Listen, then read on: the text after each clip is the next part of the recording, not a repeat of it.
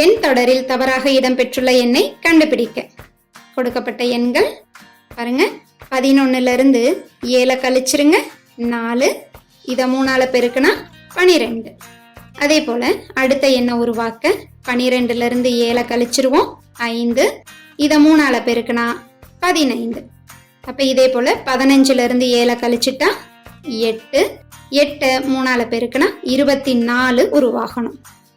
இப்ப 24ல இருந்து 7 குறைச்சிட்டோம்னா 17, இதை 3ஆல பெருக்குனா 51. சரியா அமைஞ்சிருக்கா?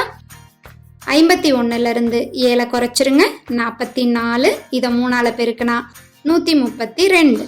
அப்ப இதன்படி நமக்கு 4வது இடத்துல அமைய வேண்டிய எண் 24.